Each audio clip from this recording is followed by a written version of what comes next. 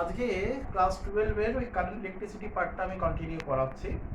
আগের দিন তোমাদের যেটা বুঝিয়েছিলাম সেটা হচ্ছে ইলেকট্রিক সেল অর্থাৎ তড়িৎ কোষের কম্বিনেশন পড়িয়েছিলাম, সেখানে সিরিজ কম্বিনেশন দেখিয়েছিলাম, প্যারালাল কম্বিনেশন দেখিয়েছিলাম। আজকে যেটা পড়াবো সেটা হচ্ছে mix combination of electric cells. Mix combination মানে হচ্ছে সেখানে সিরিজ এবং প্যারালাল মিক্স আপ করা আছে, সিরিজও আছে প্যারালালও আছে। জিনিসটা বোঝো ভালো করে এখানে কি হচ্ছে। দেখো এইগুলোকে বলা হয় রো, এই যে দেখতে পাচ্ছ এগুলোকে বলা হয় রো। এখানে কি হচ্ছে, প্রত্যেকটা রোয়েতে এন নাম্বার অফ সেলস আছে। এন কিন্তু আমি জানি না, এন মান 2 3 4 5 6 যা খুশি হতে পারে, কিন্তু ফিক্সড প্রত্যেকটা রোয়েতে এখানে এন নাম্বার অফ সেলস আছে, যাদের আমি একটাই এঁকেছি, যাদের প্রত্যেকের ইএমএফ হচ্ছে ই আর ইন্টারনাল রেজিস্ট্যান্স হচ্ছে আর। প্রত্যেকটা যতগুলো সেল দেখতে পাচ্ছ প্রত্যেকটা সেলেরই ইএমএফ হচ্ছে ই আর ইন্টারনাল রেজিস্ট্যান্স হচ্ছে আর। আর এখানে তোমাদের মনে হতে পারে তিনটে রো এঁকেছি, কিন্তু তিনটে রো নয়, অ্যাকচুয়ালি এখানে এম নাম্বার অফ রো আছে। এম নাম্বার অফ রো মানে যা খুশি হতে পারে। আমি ধরো একটা এক্সাম্পল দিচ্ছি, মনে করো এম এর ভ্যালু হচ্ছে 5, অর্থাৎ 5খানা তোমার ধরো রো আছে। ছবিটা তিনটে মনে হলো, তিনটে নয়, কিন্তু এখানে এম নাম্বার অফ রো, পাশে একটা অ্যারো দিয়ে এরকম করে লেখা আছে এম নাম্বার অফ রোজ। তাহলে মনে করো এম এর ভ্যালু হচ্ছে 5, মানে 5খানা রো আছে। এই একটা রো, এই একটা রো, এই একটা রো, এরকম আরো দুটো রো আছে। এটা এম এর ভ্যালু 5। আর এন এর ভ্যালু মনে করো হচ্ছে 6, অর্থাৎ প্রত্যেকটা রো এর মধ্যে 6টা করে সেল আছে। তাহলে টোটাল কতগুলো সেল আছে না, 5 × 6 দ্যাট ইজ 30, 30খানা সেল আছে। হলো? বেশ, এইবার একটা জিনিস ভালো করে দেখো। আমরা এটা একটা এক্সাম্পলের জন্য লিখলাম, কিন্তু এবার আমরা কি করব, আগের মতো আগের দিন যেরকম করছিলাম, যে টোটাল ইএমএফ বের করছিলাম, ইকুইভ্যালেন্ট রেজিস্ট্যান্স বের করছিলাম, যে সার্কিট কারেন্টটা বের করছিলাম, ঠিক সেইভাবেই করবো কাজটা। তাহলে net EMF of the system, net EMF of the system E equals to, ভালো করে দেখ একটা জিনিস, এক একটা রোয়ের দিকে যদি আমি তাকাই, এক একটা রোয়েতে এগুলো সব সিরিজে বসে আছে। ভালো করে দেখো, এক একটা রোয়ে ইলেকট্রিক সেলগুলো সব সিরিজে বসে আছে। তো একটা রোয়ের মধ্যে কটা সেল আছে, এন খানা সেল আছে। প্রত্যেকটা সেলের ইএমএফ যদি ই করে হয়, তাহলে এন খানা সেলের জন্য হবে হচ্ছে এনই। হলো? তাহলে এই ওপরের পার্টটা এনই, সেকেন্ড রোয়ের জন্য এনই, থার্ড রোয়ের জন্য এনই, ফোর্থ রোয়ের জন্য এনই, এবং এমএচ রোয়ের জন্য প্রত্যেকটা এনই হবে। কিন্তু এবার দেখো এই রো গুলো যদি নিই আমি, এইটার সাথে এইটা কিন্তু প্যারালাল, তার সাথে এটা প্যারালাল, মানে প্রত্যেকটা রো প্যারালালে বসে আছে। তোমরা জানো যে প্যারালালে যদি বসে থাকে তাহলে সেক্ষেত্রে কিন্তু টার্মিনাল গুলো সেম থাকে। তুমি দেখো এই রো এর টার্মিনাল যদি এটা এ বি নাম দিয়ে দাও, তাহলে প্রথম রো এর terminal A B, second rho এর terminal A B, third rho এর টার্মিনাল এ বি। এবার এই করে করে যদি আরো রো এর সংখ্যা আমি বাড়াই, প্রত্যেকটা রো এর টার্মিনালটা কিন্তু এ বি হবে। অর্থাৎ এই প্রত্যেকটা রো কিন্তু পরস্পরের সঙ্গে প্যারালালে বসে আছে। তাহলে প্যারালালে থাকলে তোমরা জানো ইএমএফ এর কোনো চেঞ্জ হয় না, কারণ টার্মিনালটা যেহেতু ফিক্সড রয়েছে। সেই কারণে কিন্তু এখানে total system of EMF, sorry net EMF of the system কিন্তু এনই হবে। হলো? এবার হচ্ছে equivalent resistance, equivalent resistance of the system, সিস্টেমের ইকুইভ্যালেন্ট রেজিস্ট্যান্স মানে তুল্য রোধ, আর ইকিউ, ইকিউ মানে ইকুইভ্যালেন্ট, সেটা হচ্ছে আর প্লাস, এটা আর তার সঙ্গে প্লাস। কি হবে দেখো, মন দিয়ে বুঝতে হবে। এক একটা রো যদি দেখি আমি, এক একটা রোতেই আর গুলো কিসে বসে আছে, সিরিজে বসে আছে। তাহলে এখানে কখানা রেজিস্ট্যান্স আছে, সেটা হচ্ছে এন খানা, কারণ এক একটা রো এন খানা সেল আছে, তাহলে ইন্টারনাল রেজিস্ট্যান্স হচ্ছে এন খানা। তাহলে এন খানা রেজিস্ট্যান্স, ইন্টারনাল রেজিস্ট্যান্স এক্ষেত্রে সিরিজে মানে এনআর। ঠিক আছে? আবার মনে করো এটা হচ্ছে একটা রো, দুটো রো, তিনটে রো, খুব মন দিয়ে শুনবেন। একটা রোয়ের নেট রেজিস্ট্যান্স হচ্ছে এনআর, সেকেন্ড রোটারও এনআর, 3 নম্বর রোটারও এনআর, ধরে নিলাম আমি। তাহলে এই তিনটে রো কিসে বসে আছে, প্যারালালে। তাহলে তিনটে রো এর জন্য যদি নেট ইকুইভ্যালেন্ট বের করি, এক একটা রো এর জন্য কিন্তু এনআর, এবার তিনটে রো বসে আছে প্যারালাল, তার মানে হবে হচ্ছে nr/3, যেহেতু প্যারালালে বসে আছে। কিন্তু আমার তো তিনটে রো নয়, আমার এম নাম্বার অফ রো আছে, আমার এম নাম্বার অফ রো আছে। তাহলে তিনটে রো এর জন্য যদি nr/3 হয়, তাহলে এম নাম্বারের জন্য হবে হচ্ছে nr/m। এটা বেরিয়ে গেল হচ্ছে ইকুইভ্যালেন্ট রেজিস্ট্যান্স। তাহলে therefore the circuit current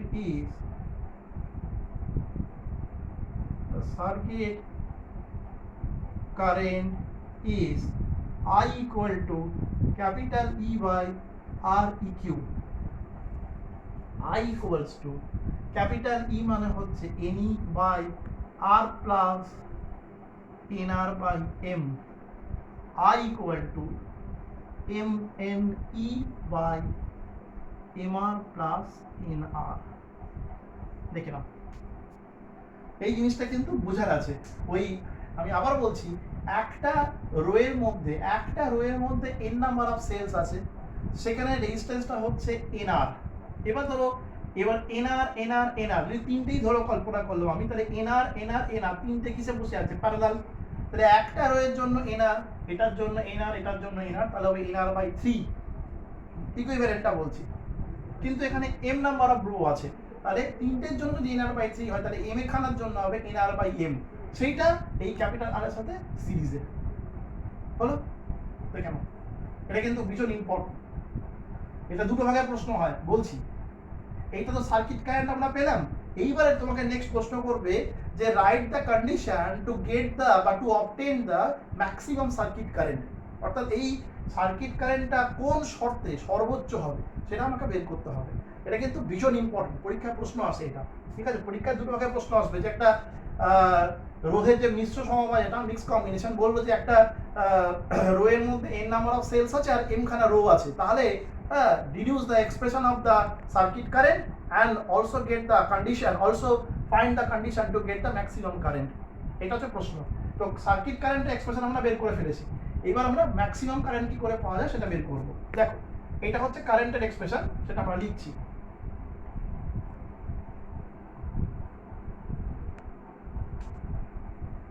We have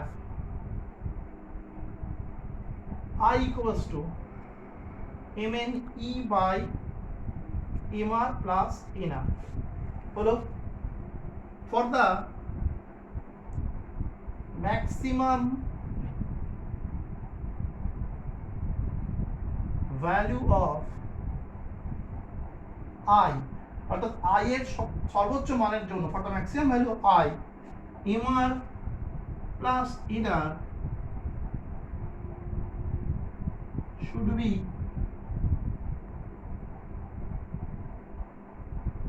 minimum. Definitely I K maximum হতে গেলে নিচেরটাকে মিনিমাম হতেই হবে, তবে কি আমি ম্যাক্সিমাম ভ্যালু পাবো। এবার দেখো, এটাকে আমরা লিখতে পারি এইভাবে, রুট ওভার অফ এই যে এমআর প্লাস এনআর, এই পার্টটাকে আমি লিখতে পারি এইভাবে। দেখো, root over of MR minus root over of NR whole square plus 2 root over of MR into root over of NR। কি করে লিখলাম? এটাকে তুমি স্কোয়ার করো, এটাকে তোমার স্কোয়ার করলে কি আসবে? দেখো, root over of MR whole square plus root over of NR whole square minus 2 root MR into root NR, তার সাথে plus 2 root MR root NR করা যেগুলো কেটে যাবে, কেটে গেলে আলটিমেট এই জিনিসটাই আসবে। কিন্তু এটা করা কেন? করা হচ্ছে এই যে হোল স্কোয়ার পার্টটা দেখছো, এটাকে তো মিনিমাম হতে হবে। তাহলে এই যে হোল স্কোয়ার পার্টটা দেখছো, যে কোনো একটা হোল স্কোয়ারের মিনিমাম ভ্যালু হয় 0, যে কোনো হোল স্কোয়ারের মিনিমাম ভ্যালু হয় 0। therefore we can write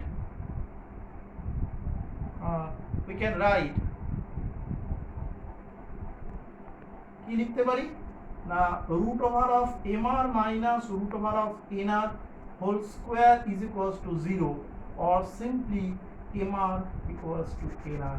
So this is the condition to get the maximum circuit current. এটাই হচ্ছে সার্কিট কারেন্ট পাওয়ার জন্য ম্যাক্সিমাম কন্ডিশন। এটা 2 + 2 এইভাবে আসতে পারে, এটা কিন্তু মাথায় রাখতে হবে। এইভাবে প্রশ্ন দিতে পারে যে প্রথমে এই কারেন্টের এক্সপ্রেশনটা ডিডিউস করতে বলবে, সেকেন্ড প্রশ্ন আসবে যেখান থেকে কি করে ম্যাক্সিমাম কারেন্ট অবটেইন করব। এটা হচ্ছে কন্ডিশন। দেখে নাও, ঠিক আছে? দেখে নিয়েছো?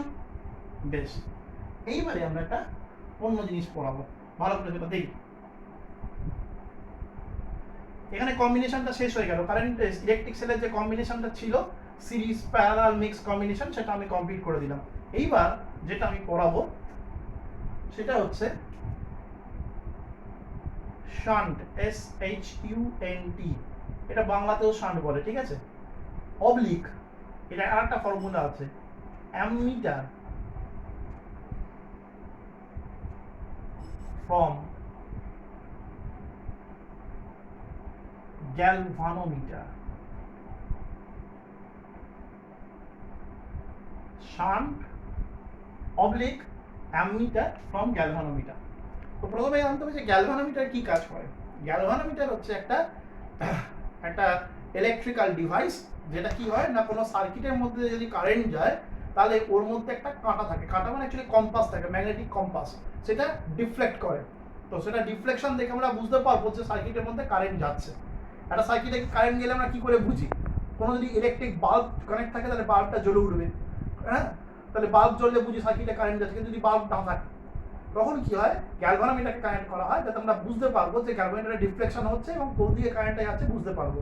তোমাদের ক্লাস 12 একটা প্র্যাকটিক্যাল আছে মিটার বিট বলে, সেখানে কিন্তু এই ফাংশনগুলো আছে, গ্যালভানোমিটার ডিফ্লেকশন থেকে বুঝতে হবে যে কোন দিকে কারেন্ট যাচ্ছে। এবার তো এই গ্যালভানোমিটারের ক্ষেত্রে কি হয়, গ্যালভানোমিটার না খুব অল্প পরিমাণ কারেন্টকে ক্যারি করতে পারে, মিলি অ্যাম্পিয়ার ওটাকে কারেন্টকে ক্যারি করতে পারে। কিন্তু in most of the experiment আমরা কিন্তু মিলি অ্যাম্পিয়ার অর্ডারে কারেন্ট পাঠাই না, আমরা একটু বেশি পরিমাণ তড়িৎ প্রবাহ পাঠাই, কারেন্ট পাঠাই। কিন্তু মুশকিলটা হচ্ছে এই বেশি পরিমাণ কারেন্ট গেলে গ্যালভানোমিটারটা পুড়ে যাওয়ার সম্ভাবনা আছে। কারণ বেশি পরিমাণ কারেন্ট গেলে জুল হিটিংয়ের ফলে হিট তৈরি হবে, তাপ উৎপন্ন হবে এবং তার ফলে গ্যালভানোমিটারটা পুড়ে যাওয়ার সম্ভাবনা আছে। তো এই গ্যালভানোমিটারটাকে আমরা প্রোটেক্ট করব কিভাবে, তারই একটা অল্টারনেটিভ মেথড হচ্ছে শান্ট। কি করা হয় দেখো, এটা হচ্ছে গ্যালভানোমিটার। গ্যালভানোমিটারের এই যে কাঁটাটার কথা বলছে না, কাঁটাটা অ্যাকচুয়ালি ম্যাগনেটিক কম্পাস, ওর রেজিস্ট্যান্স হচ্ছে G, সব লিখে দিচ্ছি। এখানে কি করা হয়, গ্যালভানোমিটারের সাথে প্যারালালে একটা লো রেজিস্ট্যান্সকে কানেক্ট করে দেওয়া হয়, এটাকেই আমরা বলি হচ্ছে শান্ট। এটা A, এটা B। প্যারালালে কেন করি, সমস্ত অনেকগুলো প্রশ্ন আছে। প্রথম কথা, প্যারালালে কেন করব, এই যে টোটাল কারেন্ট দেখতে পাচ্ছ I, এই নেট কারেন্টটা প্যারালাল হওয়ার জন্য ভেঙে যাবে দুটো পার্টে। একটা হচ্ছে IG stands for galvanometer current, আর একটা হচ্ছে IS stand for shunt current. এবার প্রশ্ন হচ্ছে লো রেজিস্ট্যান্স কেন, লো রেজিস্ট্যান্স থাকার জন্য কি হবে, ম্যাক্সিমাম কারেন্টটা এই শান্ট দিয়ে পাস করে যাবে আর মিনিমাম কারেন্টটা গ্যালভানোমিটার দিয়ে পাস করবে, সেই কারণে এটা লো রেজিস্ট্যান্স। এটা যদি হাই রেজিস্ট্যান্স দিতাম তাহলে মিনিমাম কারেন্ট পাস করতো শান্ট দিয়ে, ম্যাক্সিমাম কারেন্ট পাস করতো গ্যালভানোমিটার দিয়ে, পরে গ্যালভানোমিটারটা পুড়ে যেত, আমার পারপাসটা সলভ হতো না। সেই কারণে কি করা হচ্ছে যে লো রেজিস্ট্যান্স কানেক্ট করা হয় প্যারালালে। প্যারালাল করার উদ্দেশ্য হচ্ছে যাতে কারেন্টটা ডিভাইড করে যায়, এবং লো রেজিস্ট্যান্স ব্যবহার করার উদ্দেশ্য হচ্ছে যাতে মিনিমাম কারেন্টটা পাস করে through the shunt, sorry maximum কারেন্টটা পাস করে থ্রু দ্য শান্ট আর মিনিমাম কারেন্টটা পাস করে থ্রু দ্য গ্যালভানোমিটার। ঠিক আছে, তো দেখো না বিষয়টা একটু লিখে দিই এখানে। G মানে হচ্ছে গ্যালভানোমিটার রেজিস্ট্যান্স,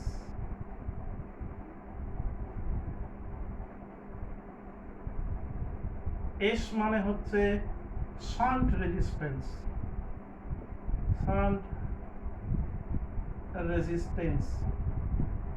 IG মানে হচ্ছে গ্যালভানোমিটার কারেন্ট, আর IS মানে হচ্ছে শান্ট কারেন্ট। ঠিক আছে, এইবার দেখো এই দুটোই প্যারালালে আছে, আমি কি করব, ওহমস লকে অ্যাপ্লাই করব।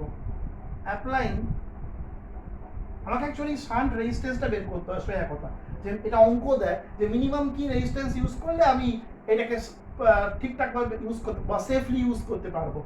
তো দেখো, applying Ohm's law across the galvanometer,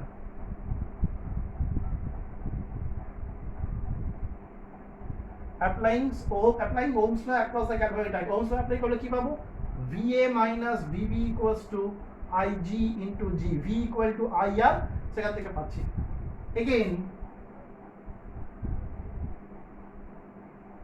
applying Ohm's law across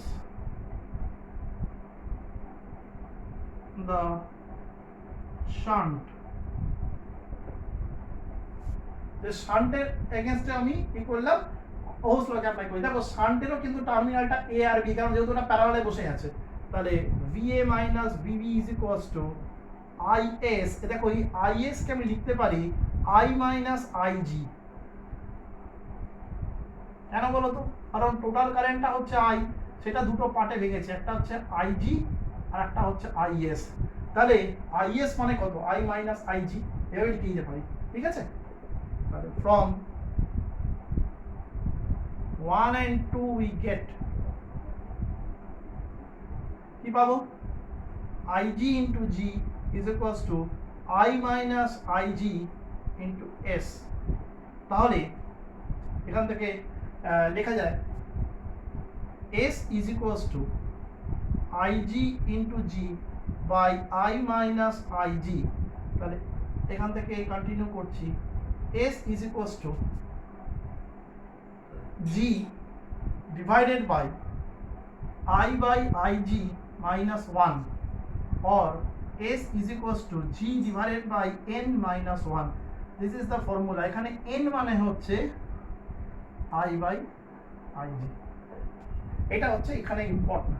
I মানে হচ্ছে টোটাল কারেন্ট, IG মানে হচ্ছে গ্যালভানোমিটার কারেন্ট, G মানে হচ্ছে গ্যালভানোমিটার রেজিস্ট্যান্স, S মানে হচ্ছে শান্ট রেজিস্ট্যান্স। একটা কথা বলি, ভীষণ ইম্পর্টেন্ট, সেটা হচ্ছে যে N এর ভ্যালুটা এক্ষেত্রে সবসময় কিন্তু গ্রেটার দ্যান 1 হবে। তোমাকে পরীক্ষায় কিন্তু বলে দেবে যে গ্যালভানোমিটার কারেন্ট বলে দেবে, টোটাল কারেন্ট বলে দেবে, গ্যালভানোমিটার রেজিস্ট্যান্স বলে দেবে, বলবে শান্ট রেজিস্ট্যান্সটা বের করো। তো সবসময় জানো, ধরো পরীক্ষার সময় তোমার মনে পড়ছে না যে N মানে I বাই IG না IG বাই I, যেটা মনে পড়ছে সেটা বসাবে। বসিয়ে যদি দেখা যায় N লেস দ্যান 1 এলো, জানবে রেশিওটা উল্টো করতে হবে, কারণ N সবসময় গ্রেটার দ্যান 1 হতে হবে, অর্থাৎ I বাই IG হতে হবে, এটা মনে রাখতে হবে। এই যে প্রিন্সিপালটা, এটা হলো হচ্ছে গ্যালভানোমিটার থেকে অ্যামিটারের প্রিন্সিপাল। অ্যামিটার কি করে? কারেন্ট মেজারমেন্ট করে, ঠিক আছে? এটা হচ্ছে প্রিন্সিপালটা। আর এখান থেকে একটা কথা বলি, এই গ্যালভানোমিটার কারেন্টের যে ফর্মুলাটা, সেটাও কিন্তু পরীক্ষাতে আসে। আমি দেখিয়ে দিচ্ছি, এটা একটু টুকে নাও, আমি দেখিয়ে দিচ্ছি, দেখে নাও। এটা হচ্ছে শান্ট রেজিস্ট্যান্সের ফর্মুলা, ঠিক আছে? এবারে দেখো এখান থেকে একটা জিনিস আসে, আমি মুছে দিচ্ছি। এখান থেকে গ্যালভানোমিটার কারেন্ট কি করে বের করতে হয় সেটা এখান থেকে আসে, দেখেন আমি দেখিয়ে দিচ্ছি এখান থেকে। এই যে অংশটা দেখতে পাচ্ছ, এইখানটা কি করছি, S is equals to আমি দেখতে পেয়েছি IG by G equals to হচ্ছে I minus IG। বেশ, দেখো এবারে এখান থেকে আমি লিখতে পারি একটা জিনিস, সেটা হচ্ছে IS minus IG into S is equals to IG into G। IG টাকে ওদিকে নিয়ে কমন নিয়ে নেবো, তাহলে IS is equals to হচ্ছে IG কমন নিলে হবে S plus G। তাহলে গ্যালভানোমিটার কারেন্ট বের করার ফর্মুলা হচ্ছে S by S plus G into I। এটা হচ্ছে গ্যালভানোমিটার কারেন্ট বের করার ফর্মুলা, দেখে নাও। এটা হচ্ছে গ্যালভানোমিটার কারেন্ট বের করার ফর্মুলা। ফর্মুলাগুলো মনে রাখতে হবে। এই ডিডাকশন হয়তো দেবে না, কিন্তু এই ডিডাকশন দিতেও পারে, খুব রেয়ার। ডিডাকশন দেয় না এমনটা নয়, দেয়, কিন্তু খুব রেয়ার, দিতে পারে, দেখে নাও। হলো? ওকে, নেক্সট যেটা আমরা করব, এটা আমাদের লাস্ট ক্যালকুলেশন আজকে, তাহলে এই পোর্শনটা শেষ হয়ে যাবে। সেটা হচ্ছে ভোল্ট মিটার। আমি যদি অ্যামিটারকে নিয়ে আসি, তাহলে ভোল্ট মিটারকে আমাকে আনতে হবে। Volt metre from galvanometer.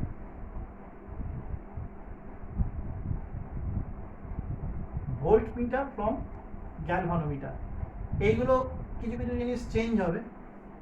যেটা গ্যালভানোমিটার রেজিস্ট্যান্স ছিল সেটা থাকবে।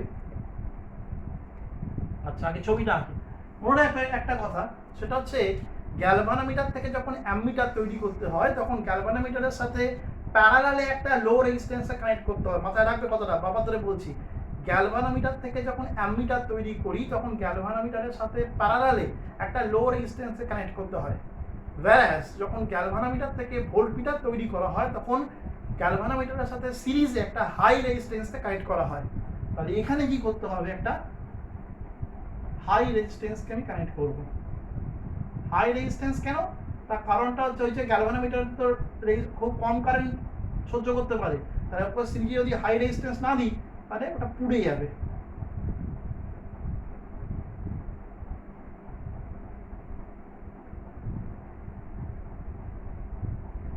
মনে করে এখান দিয়ে কারেন্ট যাচ্ছে হচ্ছে আই, এটা এ, এটা হচ্ছে বি, হলো?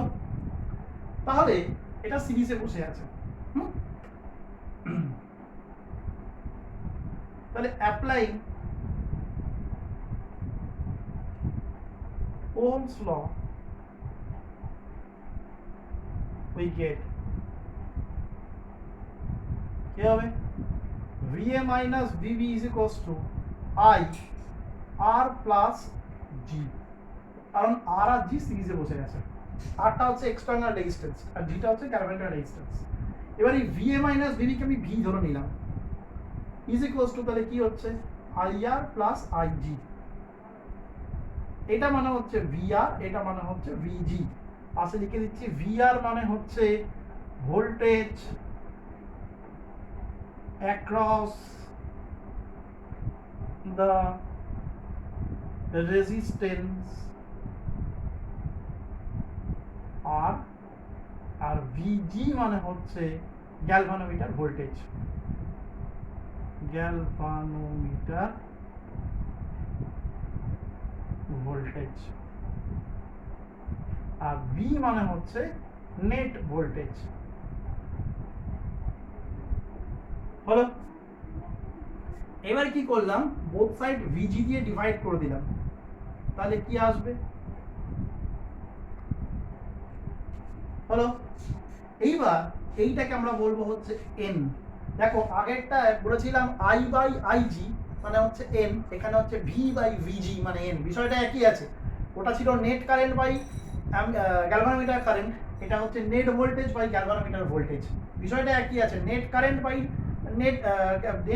গ্যালভানোমিটার কারেন্ট হচ্ছে N, এটা হচ্ছে net voltage by galvanometer voltage হচ্ছে N, ইজ ইকুয়ালস টু হচ্ছে VR VG1, যেখানে N মানে হচ্ছে V বাই VG।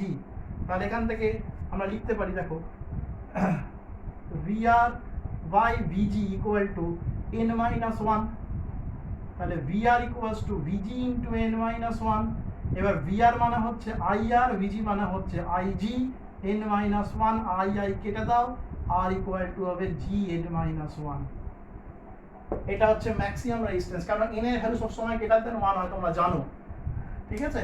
দেখে নাও, এর ঠিক প্রিন্সিপালটা উল্টো প্রিন্সিপাল। সিরিজের ক্ষেত্রে মানে অ্যামিটারের ক্ষেত্রে ছিল হচ্ছে S equals to G divided by N minus 1, আর এখানে হচ্ছে R equal to G into N minus 1, আর N এর ভ্যালু সবসময় গ্রেটার দেন 1, গ্রেটার দেন 1 বলে S এর ভ্যালু হবে অনেক স্মল, whereas R এর ভ্যালু হবে অনেক লার্জ, এটা কিন্তু মাথায় রাখবে, ঠিক আছে? লাস্ট একটা কথা বলে আমি শেষ করব, সেটা হচ্ছে যে অ্যামিটার এবং গ্যালভানোমিটারের মধ্যে কিছু ডিফারেন্স আছে, সেই ডিফারেন্সগুলো আমি একটু ডিসকাস করে দিই। তিনটে মতো ডিফারেন্স থাকবে। প্রথম ডিফারেন্স সেটা হচ্ছে অ্যামিটার দিয়ে কারেন্ট মেজারমেন্ট করা হয়, whereas ভোল্টমিটার দিয়ে ভোল্টেজ মেজারমেন্ট করা হয়। নাম্বার 2 হচ্ছে গ্যালভানোমিটার থেকে যখন অ্যামিটার আমরা ডিজাইন করি তখন গ্যালভানোমিটারের সাথে প্যারালালে একটা লো রেজিস্ট্যান্সকে কানেক্ট করতে হয়, আবার গ্যালভানোমিটার থেকে যখন আমরা ভোল্টমিটারকে ডিজাইন করি তখন গ্যালভানোমিটারের সাথে সিরিজে একটা হাই ভ্যালু রেজিস্ট্যান্সকে ইউজ করতে হয়। 3 নম্বর পয়েন্ট হচ্ছে একটা আইডিয়াল অ্যামিটারের রেজিস্ট্যান্স কিন্তু 0 হওয়ার কথা, একটা আইডিয়াল অ্যামিটারের রেজিস্ট্যান্স 0 হওয়ার কথা বা 0 হয়, আর একটা আইডিয়াল ভোল্টমিটারের রেজিস্ট্যান্স কিন্তু ইনফাইনাইট হয়। 4 নম্বর যেটা সেটা হচ্ছে সার্কিটে যখন অ্যামিটারকে বা মিলিঅ্যামিটারকে আমি কানেক্ট করি কোনো রেজিস্ট্যান্সের সঙ্গে, তখন সবসময়ের জন্য রেজিস্ট্যান্সের সঙ্গে সিরিজে কানেক্ট করতে হয়, সেটা অ্যামিটারই হোক বা মিলিঅ্যামিটারই হোক না কেন, কোনো রেজিস্ট্যান্সের সঙ্গে তাকে সিরিজে কানেক্ট করতে হয়। whereas ভোল্টমিটারকে সবসময়ের জন্য কোনো রেজিস্ট্যান্সের সঙ্গে প্যারালালে কানেক্ট করতে হয়, এটা কিন্তু মাথায় রাখতে হবে। তো আজকে এইটুকুই থাকবে, ক্যালকুলেশনটা একবার দেখে নাও।